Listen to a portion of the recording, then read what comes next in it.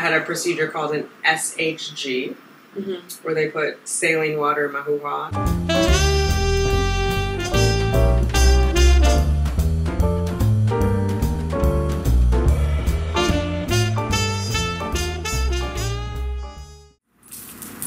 Hi, thanks for clicking on Simply Tanika. I am Tanika. If you are new here, welcome. Hit that subscribe button. Let's hang out a while. If you are returning, welcome back. Let's get those babies, ladies. I see the crystal raindrops fall and the beauty. Hi, fam. How are you? Cheyenne has returned. I know you guys have been asking about her. She's back. She's got purple hair. Tamika TTC would like that. Oh yeah, she likes purple. Yeah, her sister Gwendolyn, that was her favorite color, was purple. So she uses it in her videos in remembrance of her sister. So I think you went skydiving, right? Or zip lining. She went zip lining. She had purple hair on one of the vacations she went. Anyway, we're here. How have you been? Everybody's been wondering. Oh, what have you been up to? I've been great. Spent 2 days on my hair. No, but in all seriousness, I've just been working on like getting things together for my fashion line and setting things up and like learning more about like pattern making and like draping. So I've been working on that. Working on her business. That's what I'm talking about. Stay productive. Trying. It's not easy being me. No. Oh my God. Well, thank you. Thank you for making time in your busy schedule, madam. Anytime. Anytime for you. Awesome. So we haven't caught up in a while. I wanted to apprise you of what's going on in my journey. Okay, okay. What's the last thing? Because I don't even remember the last time we talked about it. Like, what do you know about what's going on? Oh my goodness. Last I checked, you had decided that you were going to stick to IUIs and no IVF. That was the last I checked. So I'm glad we're having this talk then. Okay, what's going on? It's been a minute. I've decided to move on to IVF. Oh, okay, okay. So, and I was actually meant to start priming Monday, except I had a procedure called an SHG, where they put saline water in my hoo-ha to see what my uterine lining, endometrium, looked like. They found a polyp. Well, technically, what the doctor said is, it could be a polyp. It could be something that we knocked loose while we went in here. So I was like, what? Yeah. What? Legit. And so she said, we'll have to remove it. Okay, great. And then she said, well, we're in there. We're going to look around. So I felt like I was like a jalopy. Look around. You going to kick the tires too, girl? I don't understand. So I don't know if you heard me. That's what I was telling Grandma on the phone. And she was like, make sure you sign a waiver. Don't tell them don't remove anything that you didn't authorize. Only that polyp. Make sure you read it. I said, well, I talked to her about it. Polyp.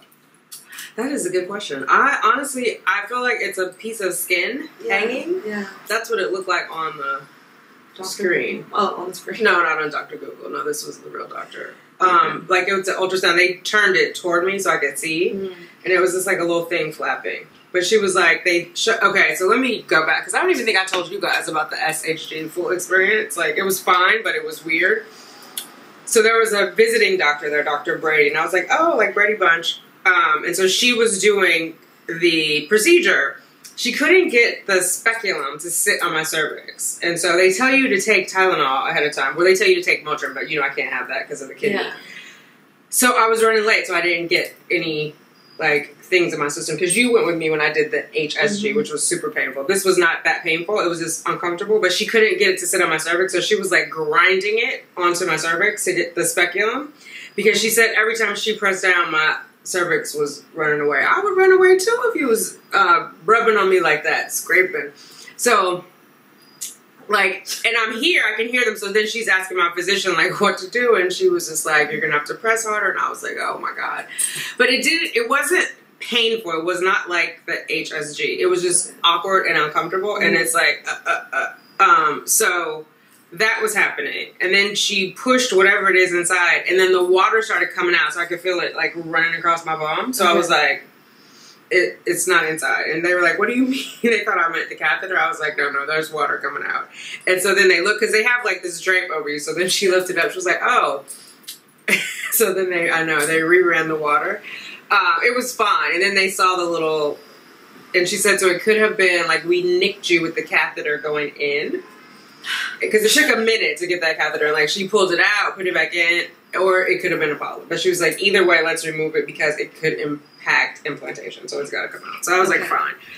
But the we're going to look around was like, I wasn't with that. Don't look around while you're there. So anyway, they have to do it like at the beginning of your cycle. I talked to the nurse Monday. Like ideally cycle day 8, they want you to not be bleeding and before you ovulate. So I will go in, have that done. They have to put me to sleep, remove that, and then then we'll schedule it. Oh, and I don't know if I told you, the donor, they know him as Blue. Gotcha. Yes. Okay. I think I followed that though from your Instagram. Oh, from like, the vacation? Yeah. Okay, there you go. Yeah. No, I was going to ask. Oh, yeah, for the cycle. So, like, basically cycle day 8 is, like, right after your period? Yes. Oh, okay. All right. Yeah, like a couple days after. Because I know that there's, like, a fertility window, like, almost directly after your menses. Yes. And then, like, for, like, there's, like, a couple days and then, like, a fertility window, and then, like, ovulation comes, like, a couple days after that, right? Right. So your fertility window is, well, depending on, it's about, like, 10 to 14. Like, say if you ovulate on the 14th or the 15th. Because you are still in your window the day of ovulation because the egg lasts for 12 hours. Mm. So, yeah. You've been paying attention. I tried. I like it. I like it. But correct me, so this is I'm a little foggy on the ovulation part. So basically, when the day of ovulation, you have a smaller chance of getting pregnant? Yes. Okay.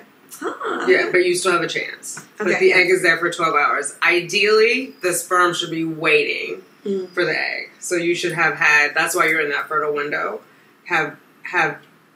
you should have been having sex the days leading up to it if you wanted to be pregnant. Mm-hmm. Which is why, you know all those crazy shows like Jerry Springer, Maury Povich, you are not the father. And the women are like, oh no, I had sex with him on a Wednesday and I know I didn't ovulate. All of that sperm is in there. So it's just like, if you have sex with Bobby Joe on Monday, Tom on Tuesday, Dick on Wednesday, and Harry on Thursday, and you ovulate on Friday, it could be Bobby Joe, Tom, Dick, or Harry's baby. But I don't understand how they end up with 11 potentials. Busy. Anyway, I digress. They're real busy. It's not too much more to understand than that. Okay. Barebacking. I don't judge. Oh my God. I mean, somebody should, but it won't be us. Mm-hmm. But, okay, so, awesome. So where are you in your cycle now? What day? You said that earlier, right? So cycle day 21 was Monday. What are we, Wednesday? 22, 23. They go by every 28 days? Mine is, that's a good question. My luteal phase is 15 days. I don't know how long the cycle is. So, So 8 days from Monday should be cycle day 1. Okay. 8 days from last Monday. Oh, okay. Yeah. I have to look up what a luteal phase is. Oh, so that's the time after you ovulate. Oh, okay. All right. From ovulation to the end of your period. Until the start of your period is the new cycle, obviously. So the day before the start of your period is the end of your luteal phase. That's the time when if the egg was fertilized, it would be implanting into your uterine lining. That's why it takes 2 weeks, and that's why they say you'd be 2 weeks pregnant technically. Yes. Gotcha. And some 4, because the doctor starts from your last menstrual period, so they don't even count from ovulation because it's just easier for them to count. They count from cycle day 1. Laziness. Yeah. That's what I heard. Well, I mean, to be fair, a lot of people have no idea when they ovulate, so the doctor can't just be like, well, when did you ovulate? And some women are like, what? What did I do? Okay. So the, concise way is last menstrual period. LMP, they'll be like. Yeah. All these acronyms. Yes. I love them. But so that's why when you go to the gynecologist, they're always asking, when was your last menstrual period, right? So they know where in your cycle you are. So they're calculating it for us if we don't know. So if you're like, oh, it was 3 days ago or 5 days ago, then you are in your follicular phase when the follicles are growing. Oh, okay. Yes. Oh, another word. So it's follicular, ovulation, luteal. Okay. So you're in your follicular phase at the beginning. That's when the follicles are being recruited, and they're like, "Hey, get ready, cause here I come now." Oh, that's when it's like about to. Yeah, and then ovulation is like, Psh, yeah, watch out, or I'm coming out. Like, I'm coming out. I want the world to know. It's like a little cycle songs remix. Ooh, cycle songs. And then don't do it. And then little phase. It's like I done did that. Is there a song for that? I don't know. That's a catchphrase though. I done did that. Yeah. There should be like a song like I don't know, like maybe Biggie or Pop or something like or maybe Cardi. Cardi. Okay. No. I don't know. There should be a song like drop the mic. I don't know. Drop it like it's hot. Yeah. Drop it like it's hot. Yeah. There you go. Cycle songs. So, yeah. I don't know why we were talking about cycles. I was curious as to like how this all works. Okay. Yes. Yeah. Yes. And then I'll have the procedure. Then on cycle day 21, which is in my luteal phase, I will begin wearing an estrogen patch. Oh, okay. For estrogen priming. If you haven't seen that video and don't know what estrogen priming is, I will link it over here for you. So, why were you so against IVF in the beginning? Because I felt like, well, one, it's significantly more money. Like, just legit. But I also felt like my body should be built for this. Like, why do I need IVF? So, and then there's just needles, and I think there's fear and uncertainty. Yeah. So I was like, I honestly didn't think it was going to take this long to get pregnant. I thought, like, that ain't what they told me in school. You know what I mean? Like, yeah. So, yeah. Okay. That's fair.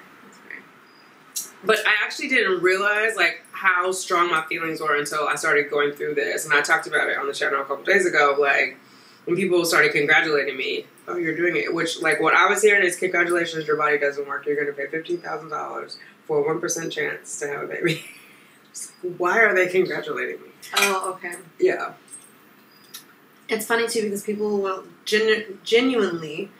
like, when perceive certain words based off of, like, their personal experiences. So, like, I just think it's very interesting, especially, like, that's how you took it. Like, and I respect that 100%. So, I can't 100% understand, but I do respect it 100%. Yeah, I don't know that I understand it, but that's what I was, like, hearing. I was just, like, I was so confused as to why. Because I just felt like it's the last resort. And I had said that. Like, I'm going to be done at the end of this year. But before I call it quits, I'll do that if I have to. And I think I'm just scared. Like, I've seen a lot of people my age who did not get a good response. So I'm like, I'm going to inject myself with all this stuff.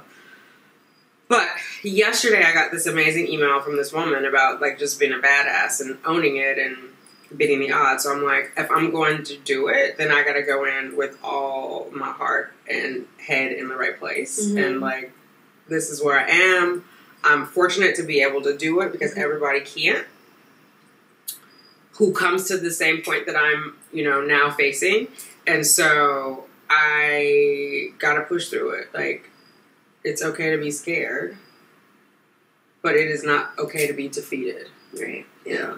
And I think you are, out of everyone that I know, would understand that, like, you put yourself in a negative mind space and you will receive negative results. You put yourself in a positive mind space, you'll receive positive results. Right. And that has worked for me my whole life. Yeah. So I have to go for what I know. So yeah, I'm going full for it. I'm sure you've seen my goals list that's on the wall and my vision board. So I'm full steam ahead with the goals. So because I didn't actually update it that it says IVF. I was like IUI and then something else, so I should update that. But I'm working on the weight loss. I want to get my BMI down. So thank you for letting me use your waist trainer. Cheyenne, let me use her, what is it called? Sweet Sweat? Anyway. Oh yeah, you're going to be sweating. Oh, I have been. I was cooking in it and I'm going to work out tomorrow, yes. I'm going to work out tomorrow morning and today is rest day. Okay. But I did get my steps in at work. But anyway, so I'm working on my weight. I'm working on my nutrition. Revised my supplements, which I shared the video with those guys. I'm sure you saw the supplements sitting out. Mm-hmm. So yeah, and doing all of the things that I can do. I haven't gone back to acupuncture yet. I will probably go back in October, like once we really get going on stuff. I need to work on meditation a little more. But I think everything else on the list I've been pretty good about. Okay. Yeah, so in it to win it, you know what I mean? Like, let's get it done. By the way, I have this yoga app. Nice. Pretty good. Yeah, Okay. we can use it. We can put it on the TV. Okay, we should do that. I have some DVDs, I know I'm kicking it old school, that are,